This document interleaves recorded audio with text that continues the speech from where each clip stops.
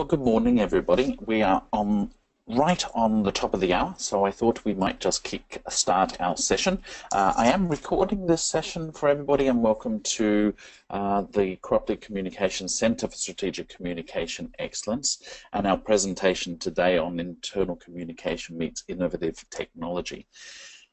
So welcome to our free seminar today. And the Centre for Strategic Communication Excellence is a global training, research and consulting firm headquartered in Melbourne, but we have branches all over the globe, where we add value to communication professionals' careers through training and development. And also, we're very excited to be working today with our partners, DevFacto Technologies, the creators of an innovative internal communication app that I'm pleased to welcome Scott Hrenik, who is the VP for Business Development for DevFacto, who will walk us through the benefits of Sparrow and how it can impact your ability to deliver results. So welcome, Scott, to the call, and I know I've got his mic off at the moment, and I'll hand over to Scott a little later on. Also, welcome to Laura Consolidate from DevFacto, who's the marketing manager there. We also have our team member in Regina, Canada, Claire Watson, who is on the call today, and thank you everybody for joining us. So I'm Adrian Cropley, and I'm the CEO of the Centre, and have been working in communications for the last 30-odd years in a number of roles, from setting up the first internal communications strategy for a company called Ericsson in Australia, and have worked for a number of years both in internal and external communication. So it's great to have you here and part of the centre. So let's start off with a little bit of context setting and look at some global best practices. So we could spend an entire hour going through best practices in what great internal communication looks like, but we'd never get through the rest of our agenda today. In our virtual and online training courses, we go deeper. We do a much deeper dive into internal communication and supply you with some of the tools and templates and processes that you need to do your job.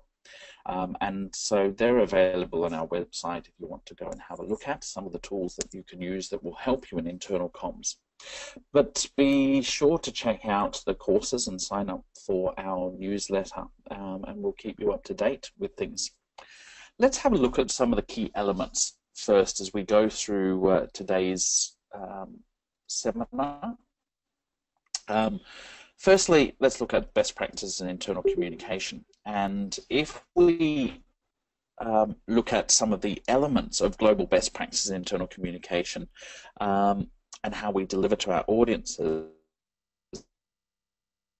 we look at some of the research that's been done. In 2011, the Institute for Public Relations launched a survey to set a benchmark for best practice in internal communication practices in global organizations. So 10 global companies, often on the most admired or best places to work list, were selected to participate. And in 2014, the Institute conducted a quantitative industry study. So it was really about compiling and analyzing the results that delivered key insights to best practices in internal communication. First, it's not just about how the message is delivered, although that's certainly part of best practice. It's about the structure, perceived value, tools, practices that create an omnidirectional flow of information within an organization and a commitment to treat employees as the primary audience. The 4 factors that really contribute to excellence in communication are listed here. So organization structure, which is connecting to the rest of the rest of your company. It's about understanding the strong internal communication delivers positive business results, and that you've got the tools and practices to both listen and communicate. And I think one of the skills that we often lack is that listening skill within organization. To say, is feedback at the heart of it? And this is very much why we start looking towards tools that will support it. And it's really about commitment to keep employees informed.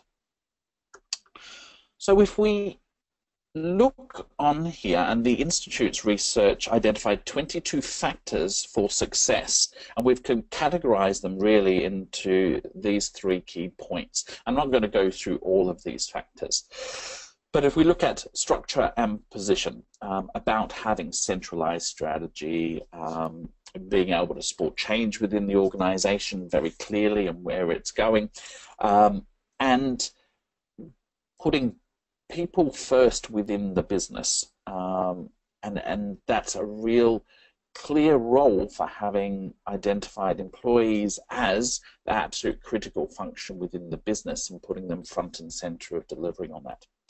Analysis and measurement is absolutely critical, and this is what good companies do, is they have structures in place that really are about how do we constantly monitor and measure what we do in communication and how that has that impact on business results.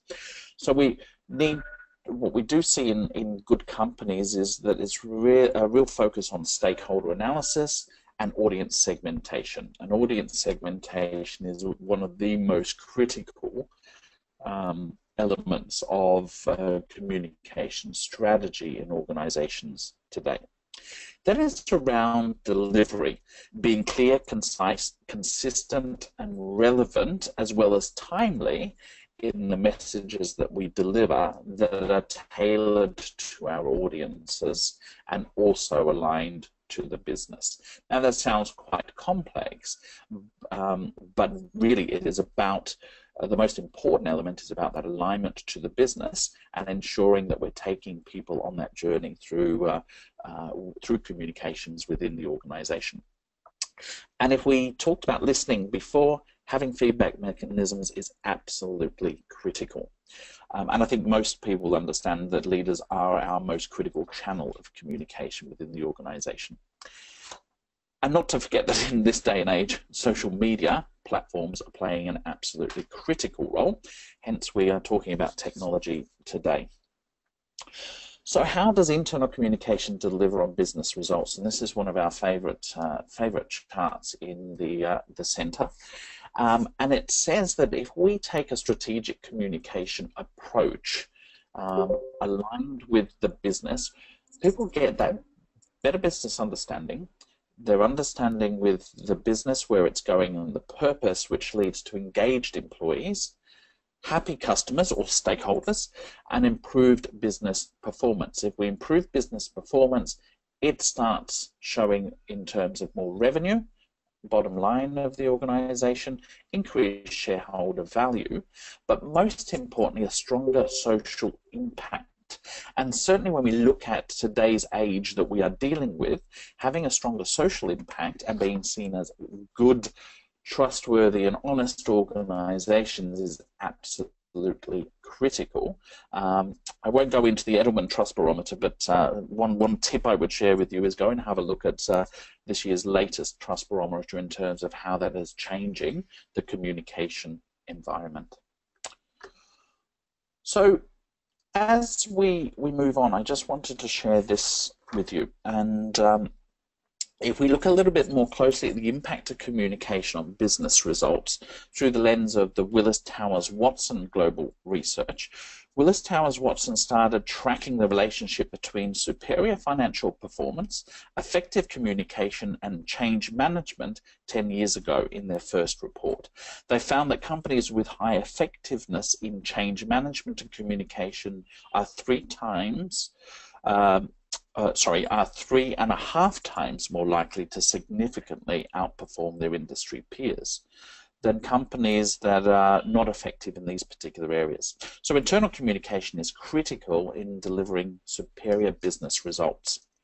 And finally, if we look at this final chart, shows that engagement drives the top statistical predictors of engagement as defined by Towers Watson to identify the drivers of engagement in their global work.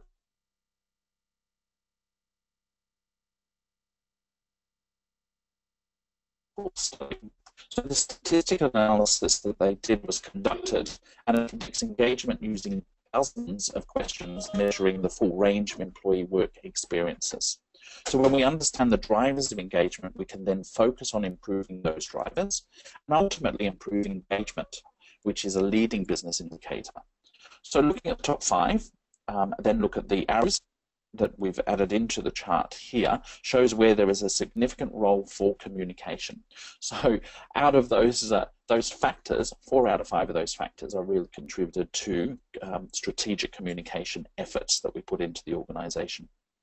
So these are the list in order of priority. So that means that all else being equal, efforts to improve perceptions of company leadership will likely have a bigger positive impact on engagement than other of those drivers there. In addition, there'll be a halo effect that umbrellas any of these drivers, not on this list, like perceptions of pay or immediate supervisor. So they're just some backgrounds around why we need to focus on some of these best practices within internal communications and how then we can increase onto it. So let's move into this area of technology. So mobile technology, as we all know, has become part of our daily lives. And really it's been in the, we'd call it the blink of the eye in history. I was telling a group yesterday, if I look back 20 years when I started in internal communications, this stuff was never ever going to be on the radar, and who'd have thought this is what we're dealing with in today's world. But we think about mobile technology and the impact it's had through other disciplines like marketing. So while traditional marketing channels are still an important part of the strategy mix, consumers are browsing, texting, emailing, and interacting with internet and social media using their mobile devices. And in 2014, Nielsen estimated that people spend more than 30 hours a month using apps, an increase of 65% over the last 2 years. So today, digital marketing strategies are literally an imperative to business success. And businesses have access to consumers on mobile phones, tablets, and can reach their audience with customized messages via SMS messaging, mobile websites, apps, banner ads, QR codes, and so many more ways of interacting with customers.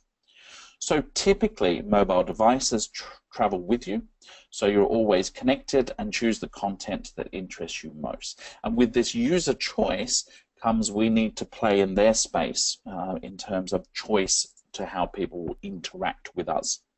So the difference that once separated the internal and external audiences are converging, as well as the industries of communication and marketing. So personal experience, as I said, is one of the key factors here. So employees are consumers, and like consumers, they use mobile devices to stay connected, particularly remote workers. So the implications for business are enormous in today's market when it comes to mobile technology.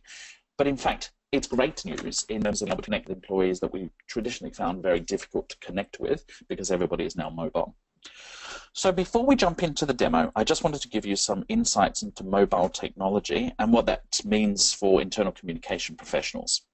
Internally, organizations are increasingly focusing on creating a communication experience for their employees that mimics personal experience.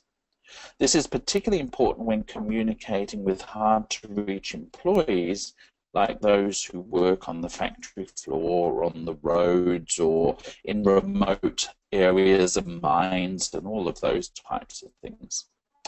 After all, employees are consumers, and like consumers, they use mobile devices to stay connected. In 2015, the Ericsson Mobility Report estimated over 2 billion smartphones were in use worldwide. They estimate that that's going to make an enormous jump from 6.1 billion, or 70% of the global population, by 2020. And that 90% of the populated globe will have high-speed mobile data coverage with it as well. What particularly interesting is where the majority of these phones will be sold. Ericsson says 80% of new owners will be located in Asia Pacific, the Middle East, and Africa. Today, Yahoo Flurry estimates that about 90% of people's mobile time is spent in apps as opposed to mobile sites. that also estimates that app usage grows by about 11% year over year. As they put it, it's an app world, the web just lives in it. And I kind of like that quote. So this is a key insight for communication professionals as we decide whether to develop and or implement mobile apps for employee communication. So we found three things with Sparrow, and here are some of the ways that this, as an internal communication app, will boost the performance of internal communication. There are other similar apps on the market, but Sparrow is unique in its ability to measure awareness and understanding and aggregate internal communication channels onto one platform. It's an innovative step towards best practice in internal communication. And it really is about connecting employees, keeping them informed, but also driving business results by that measurement factor that is in there. And you'll see as we go into the demonstration the value this can add to an organization. So I'm getting to the spot in which we can hand over to Scott. So just give me a moment as I hand over my controls and make sure his microphone is unmuted. And hello, everyone. Thanks for taking the time today to join us and learn a little bit about the Sparrow platform. As Adrian mentioned, my name is Scott, and I'm responsible for business development at DevFacto. And I've been, as part of that function, I've been very heavily involved in Sparrow's direction and development since its inception 2 years ago. And rather than just jumping into this real quick and sort of deep diving into the app itself, what I wanted to do was just share with you a little bit about how Sparrow came to be. For 10 years, DevFacto's been the leader in developing communication tools for hundreds of organizations. So these tools have taken the forms of intranets, very commonly, team portals, project tools, mobile apps, all sorts of things. I imagine that you have a lot of these kinds of tools in your organization.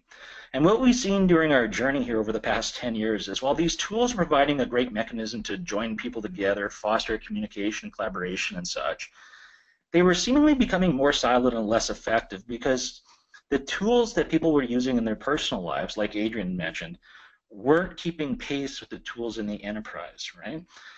Think of the tools, the mobile app experience specifically. So what we recognized was the need for a tool like Sparrow, so that we could bring in alignment the enterprise with that consumer level experience that we're all becoming used to. This allowed communication in the organization to become timely, relevant, concise, all the things that Adrian talked about once again. And it not only revitalized communication in the organization, but it revitalized the siloed tools that were existing today, and I'll show you how it does that. So in the sense, Sparrow wasn't born in a vacuum, but this has been a sort of an evolutionary process for us at DevFacto here over the past 10 years. So with that, I'm going to jump into Sparrow and just talk a little bit about the platform, and then I'll share with you the app experience itself. So Sparrow, so what does Sparrow promise? Well, Sparrow promises a few, it does a lot of different things, but there's really 4 major concepts around it. The first one is employee reach, right? This is to ensure relevant communications are being sent out to your remote workforce. The organization, as it grows, is, oh, sorry. Just going to move this out of the way here. The organization is becoming more and more diverse, more and more separated from the traditional communication channels. So Sparrow provides a way for that remote workforce to be communicated with in ways that they want to, i.e. the mobile experience. The next thing that Sparrow allows or provides an organization, and the promise it provides, is an ability to target communication. You can think of communication as this broad spectrum of things that want to be delivered, but what's important to the individual and what the workforce wants to read is different for everyone. And if you ignore the fact that these things need to be targeted, what you end up doing is creating a lot of noise. And if you create a lot of noise, what you end up is an inbox of things that you'll ignore because you don't have enough time to sift through it. So we provide a way to target that communication with Sparrow. Sparrow provides a way to consolidate channels. So as we'll see as I walk through the Sparrow platform, you can consolidate your functional and line of business communications through all your systems into one place. These things don't go away, but Sparrow provides the jumping ground for these platforms and allows end users to gain insight and awareness of the communication that's going on in the enterprise. And the last thing, and one of the most important things related to the monitoring and measuring, is that ability to continuously improve. So Sparrow provides new metrics never available before to drive improvement and really allow you to increase the impact of your internal communications once and for all, sort of closing that communications loop, if you will. So let's walk through a little bit of the platform. So the Sparrow platform consists of really 3 parts. The first one is content publishing. And while that's the simple part of the platform, it's the most important part in terms of the beginning of the experience. It's where all the great things start. The next is the Sparrow experience itself. So this is the experience in the mobile apps that your end users or your employees would experience. And the last piece is that analytics improvement area, how we close the loop. So let's talk a little bit about content publishing to start. So publishing inside of Sparrow is done in a couple of ways. The first way is using the Sparrow platform itself. So Sparrow has built-in tools that allow users and content publishers within your organization to publish content out onto the platform. This is typically the starting point for most organizations, and it's the source for individual communicators to publish content. It's really the first step in a multi-communication strategy. As you can see from the interface here, the tools are fairly simple and straightforward. It allows you to, create all of the key components that make up, a Sparrow article, if you will, and I'll share with you a little bit later about what those are. Now, as your organization starts to grow, and as you start to use Sparrow in more advanced ways, what we start to do is we want to start to integrate Sparrow across all of your channels. And what that does is it allows us to consolidate communication. So you can see here, as Sparrow sits in the middle of a lot of the tools that you have within your organization, be it line of business systems, existing portals, very likely an intranet, social media platforms, maybe news sources that are sitting around. What we do is we actually start to automate the publishing of material from those sources into Sparrow. So you use your existing tools as you would today, but Sparrow starts to pull those things out into the Sparrow platform, and it gives users a starting point to drive awareness, understand what's going on from a communication perspective, and access all the content that normally they would have to go to all of these various systems to access. Right? So this is typically part of a more advanced or multi-channel communication strategy, and it's where we see Sparrow going in a lot of organizations today. So those are the basic 2 ways that you publish content into the Sparrow platform. So let's talk a little bit about the user experience itself. So when I log into Sparrow for the first time, or at any point during my Sparrow experience, the first thing I'm going to do is I'm going to be asked to define my experience. So this is the part about creating that targeted, noise-free experience that I want as an individual. So in that sense, what I'm asked to do is pick the channels, or the tags, if you will, that are important to me. So you can see in the example here, these things are definable by the organization. So for our demo purposes, we've created some simple tags. I, as an individual, can say HR and benefits is not important to me. I don't want to receive that news. Everything else is.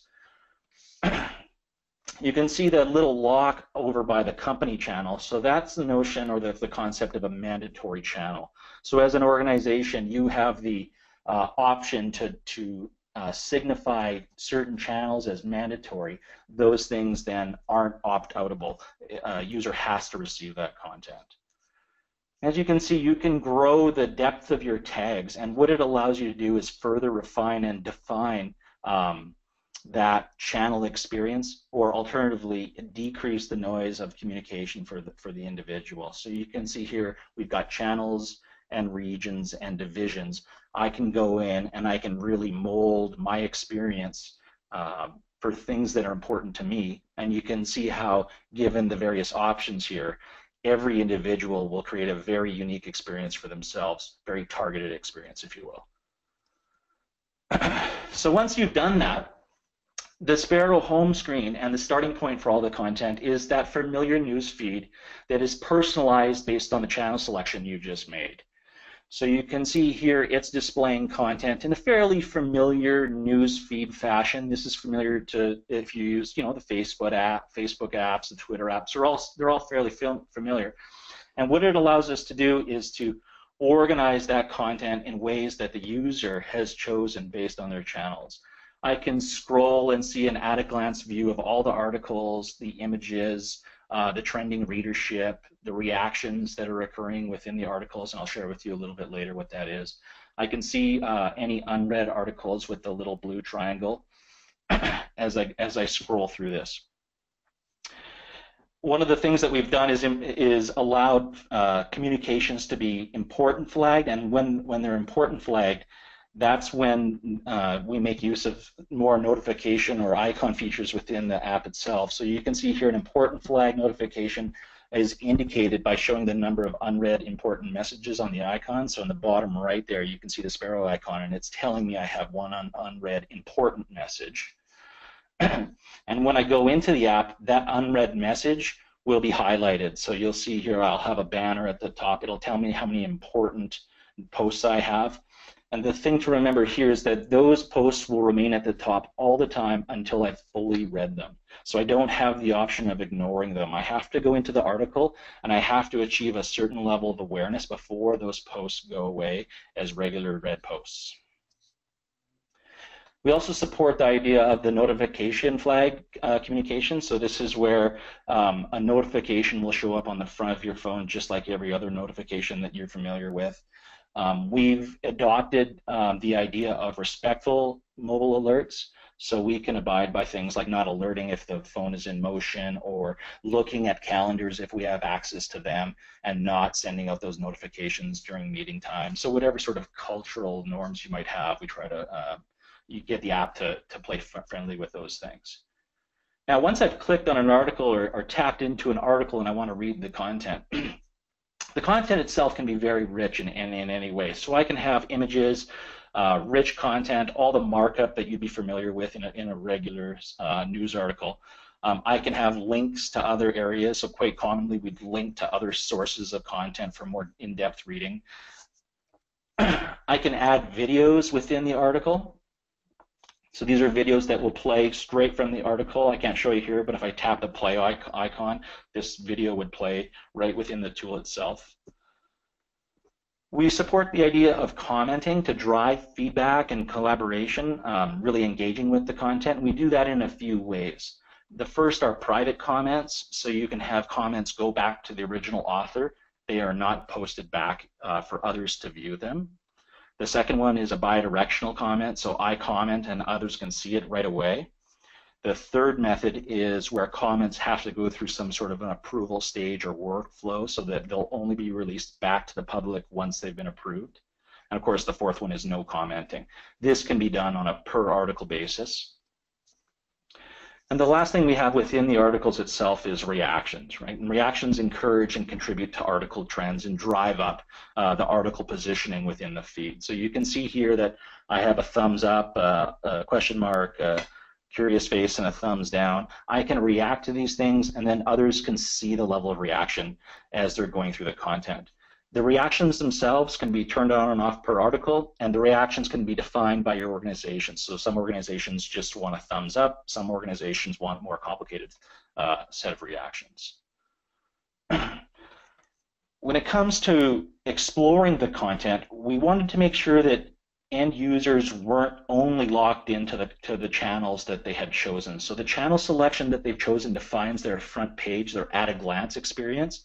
But we wanted to give them the ability to explore and search beyond their channels. So if they go into the search area of the app and do a search here, this will search all of the channels for content related to, in this example, aviation, regardless of whether or not the user was subscribed to the so-called aviation channel or any other channel where aviation was prominent. The same with exploring. So this allows me to explore the channels individually. So in the previous, or in my channel selection, I wasn't part of the Asia channel, but I can go into that channel and see the content if I want to go and do that. One other thing that we did with the app is we allow you as a content producer or a communication professional to mark individual posts as shareable on social media.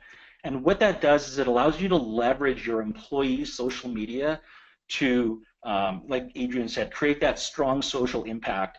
You're increasing social reach with content that's been sanctioned by your organization as shareable out, and you're allowing the users to publish this on your behalf to their social media channels and create those good news conversations and ultimately increase your social impact and your social reach. So a very powerful feature. There's a lot of tools in the marketplace that are being used today to do this sort of thing, but they're very awkward. It allows, you have to connect to the source of the content separately, and it's a very awkward experience. This is very seamless and shared, or part of the app experience and the content experience in one flow. If a post is marked as private and the user tries to share it, they'll see that it's not shareable, and they won't be able to share it out to their social media channels.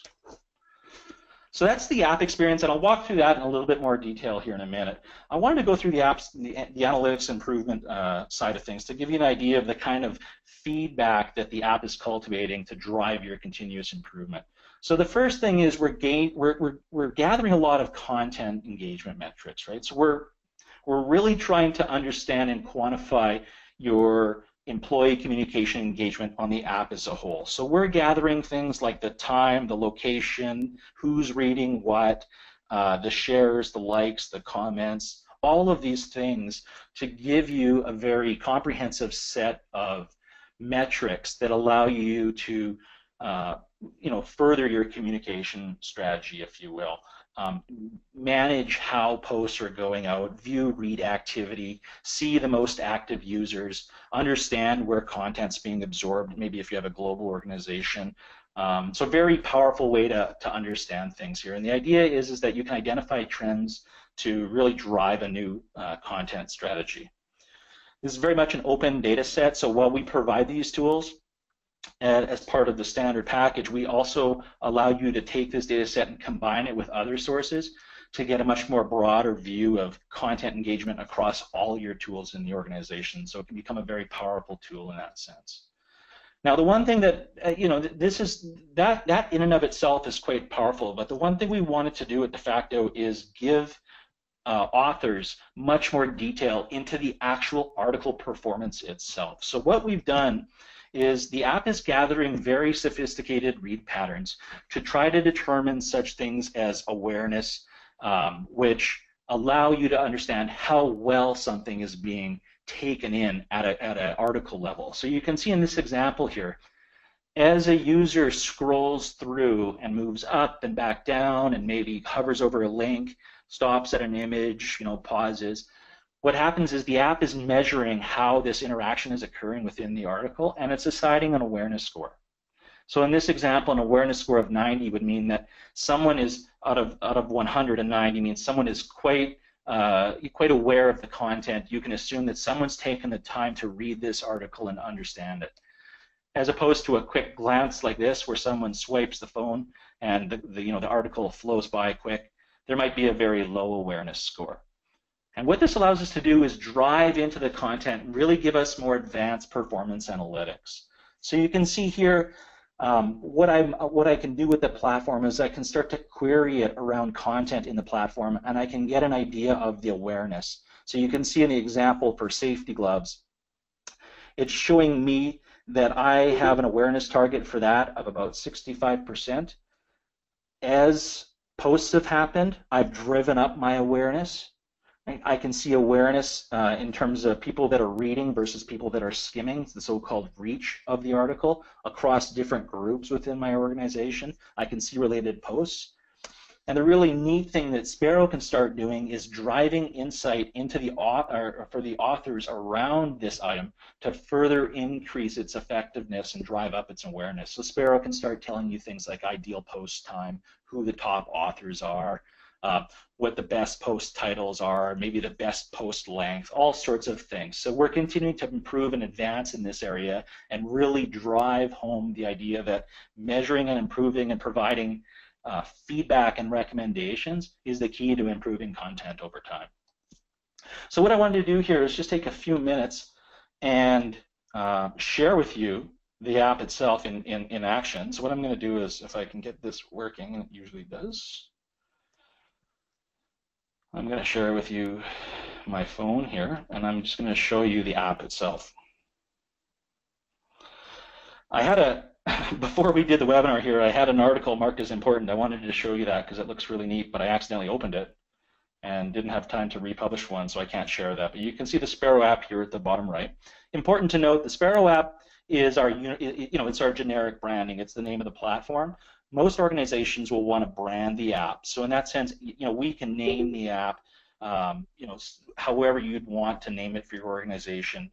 Brand it that way, and have the look and feel and the colors of your organization. You can see once I go in it here, here's my familiar newsfeed timeline.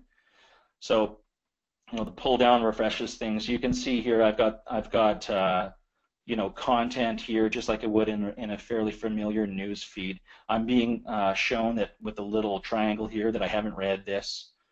You can see its post time was about 1 hour ago, and it was posted to the company and health and safety tags or channels.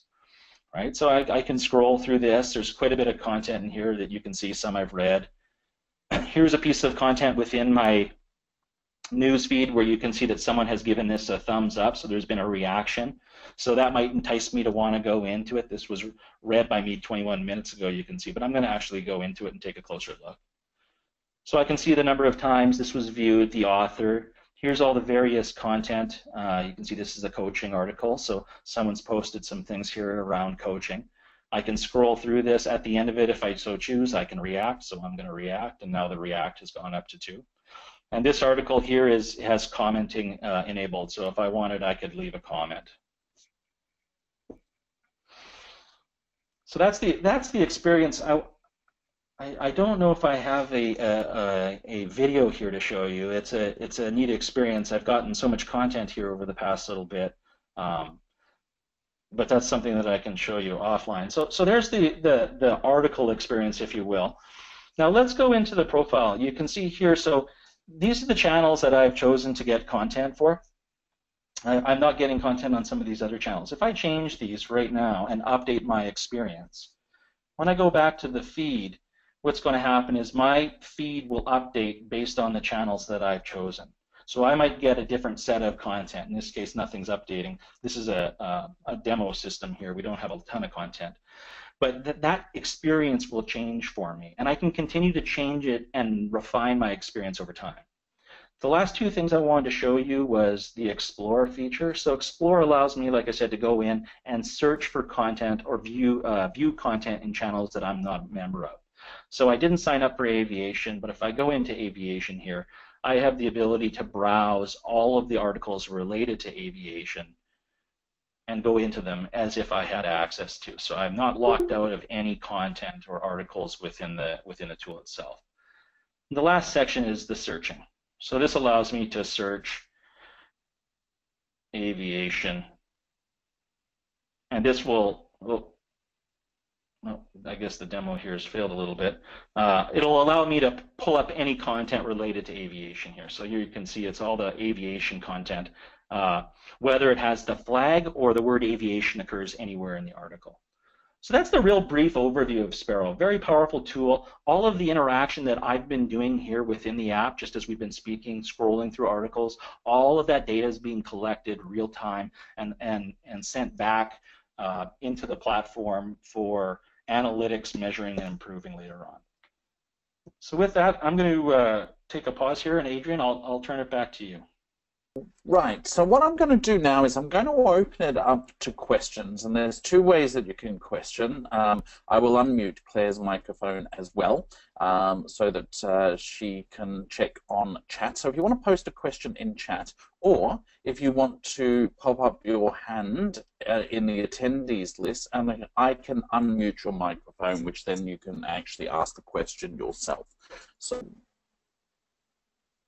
So, Scott, I think you can hear me. One of the things that was asked on our last session with people was around integration with other platforms like email within the organization. How does that work with Sparrow? Yeah, so email can act as an input channel or a channel for communication for Sparrow, just like any other channel. So I talked about integrating with SharePoint and other things. But if you're using, so quite frequently we'd see that organizations are using a lot of mailing lists. So in that sense, if we wanted to integrate with existing mailing lists to ensure that there was cross coverage there, we could do that. So content going out to mailing lists was also being published within Sparrow. And then we could combine the more limited analytics available for readership on that email, combined with the more advanced analytics on the Sparrow platform for that same article, and give you a view as to who across the organization is consuming that piece of content on what platform. And in Sparrow's case, obviously we've got access to more depth of analytics, so we could draw more detail into how it's being read, so on and so forth. Excellent. Excellent. Thanks for that, Scott. Other questions that we might have, and Claire, I know you've got your microphone unmuted as well. Great. Adrian, it's Claire. We have an anonymous question.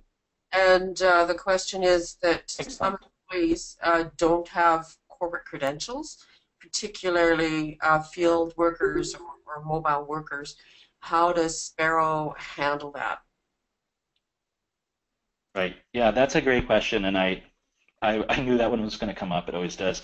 So Sparrow has we have a lot of ways we can authenticate into the app. So I didn't talk about security, but one of the things we're really trying to do in the platform in lots of different ways is ensure security and integrity of the data. Right? So we don't want people just downloading this app and accessing this information.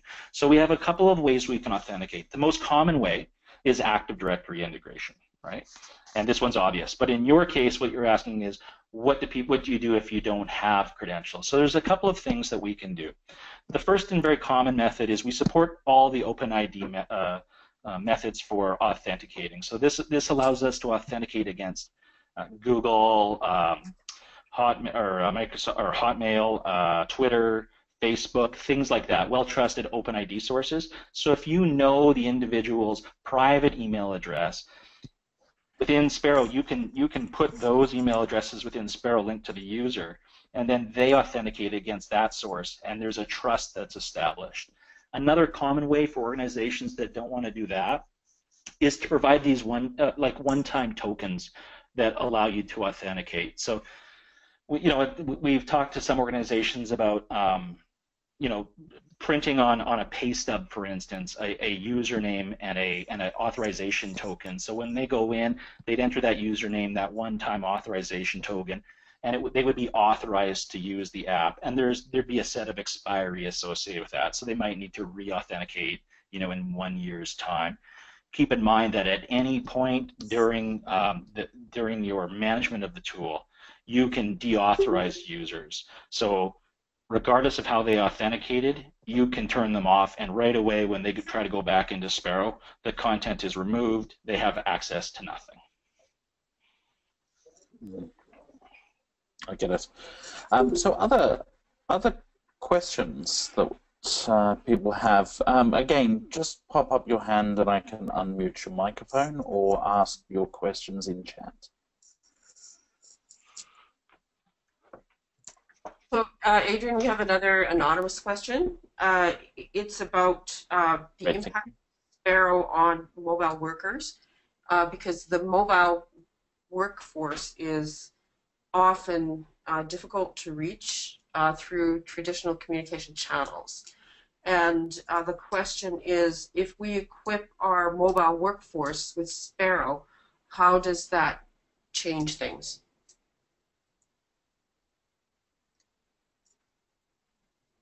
Yeah, that's a good question, Claire, and that might be one that yourself or Adrian should take a look at in terms of how it changes things. I mean, do you have any insight there? I mean, it does change things.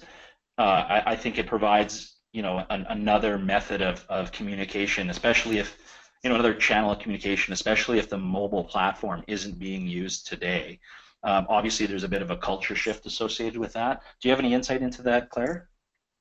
Well, I think if we go back to where we started at the beginning of the presentation, which was to look at the key elements of best practice communication, being consistent, relevant, and so on and so forth, that the mobile workforce would receive the same messages at the same time as the rest of the workforce, and that's a very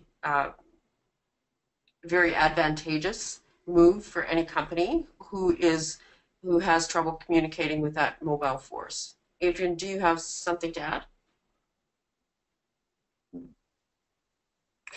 Yeah, I can share a bit of an example with one of the companies that we worked with last year.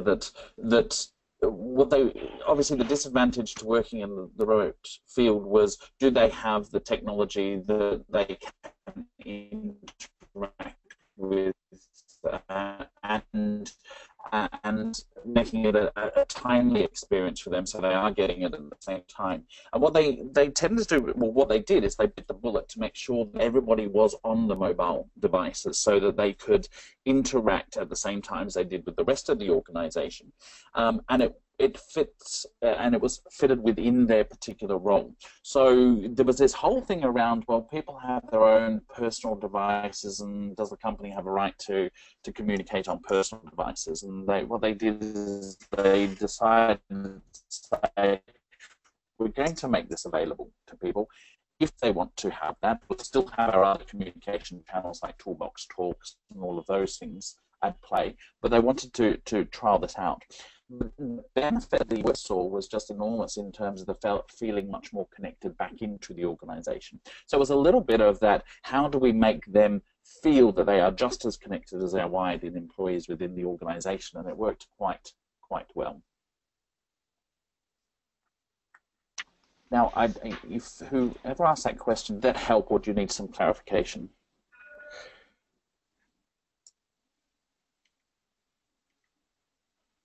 So there is another question in chat. Have we picked this one up from Susan? Similarly, how to integrate with the intranet platform. We'd rather not duplicate the publishing efforts. Right. Yeah, that's an excellent question, Susan. So Sparrow can integrate with any number of platforms. What we do, so there's a couple of ways that we can integrate or ensure that you're not duplicating effort. So the first one is we can integrate directly so that when you go through, let's say you have a SharePoint platform, for instance, and you're publishing content into a particular site, as long as you're adding tags and have a certain kind of content structure that Sparrow can go in and pull out, it can automatically pull that content and push it out to Sparrow. So we can have a one-to-one duplication there across any number of your platforms. What we find is that works for certain kinds of content. For heftier content that you might be publishing in your online or in your platforms that's quite heavy, maybe not as quite as we'd say mobile friendly, or how it wants to be consumed in the mobile device by a user. What we can do is we can still grab that content, throw it into our platform, but put it in a staging area where users can come in and quickly clean it up and then publish it on. So there's a bunch of things we can do there. We can have workflows, approvals, all sorts of things. But the ultimate goal is to reduce that effort, like you said, that publication effort, so that you're near a one-to-one, or in some cases a one-to-one publication effort. So anything published on your platforms is automatically pushed down onto the Sparrow platform.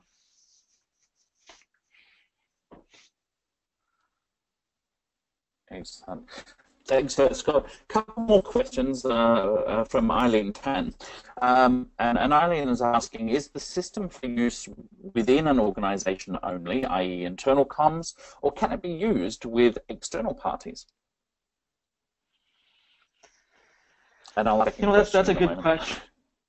Yeah, that's a good question. There's no reason it can't be used externally. We typically haven't seen and used or came across that use case. At least I haven't, but there's no reason it can't. You don't have to have authentication to the platform if you don't want. So if you want to use this as a way to communicate, to a broader or set of audience, maybe your, a partner base or even the public, there's absolutely no reason that that you can do that. And we're seeing that now in. Actually, I shouldn't say we haven't seen that before. We are seeing that within within associations. So associations have a very broad, member base. It's quite frequently public information that they're publishing. So Sparrow's being used in that sense to to reach a broad Sparrow or a broad user base that's not authenticated or part of your organization. That's excellent. Thanks, Scott. And the second question from Eileen is, does it have functions for things like polls or surveys, a bit like SurveyMonkey? Yeah. So we are working on the idea of more expanded content types. So when I talk about a content type, today you saw in the example the content type was a news article. But we are exploring, and it is part of the roadmap to have different kinds of content types. So we've already explored the idea of the very obvious one is a poll or a survey. You saw the video content type. We're working on content types for actually potentially taking payment. So that is part of the roadmap, and it is something we're exploring, definitely. Excellent. Thanks for that, Scott. I think, let me just check if there's any attendees with hands up. Any final questions from anyone as we start closing up our session today? Just double checking chat. Okay, well, look, please do pop your hand up if you've got any final questions. But what I'll do is I'll just start closing up our session. And thanks, Scott, again, and Laura and Claire for your help with this session. And thank you, everybody, for joining our session today. I just wanted to let you know, if you want to check out any of the courses that we are running in the Centre for Strategic Communication Excellence, we have a number of courses running, Strategic Communication Management being one of our premier courses. And it's run across all markets, including Asia Pacific. And we've got courses coming up in effective change communication measurement, which is an all-important important course. And we have powerful presentations. And powerful presentations is being run in Sydney in the next couple of weeks, as well as effective change communication as a virtual course. So please do check out our website and sign up for any of those courses. Our contact details, you can contact us at the centre directly on the phone numbers listed in the email, or the same with DevFacto. So please get in touch if you want to find out a little bit more about Sparrow. Please do contact DevFacto, and thank you again, Scott and Laura, for today's demonstration. And thank you for everyone joining us today.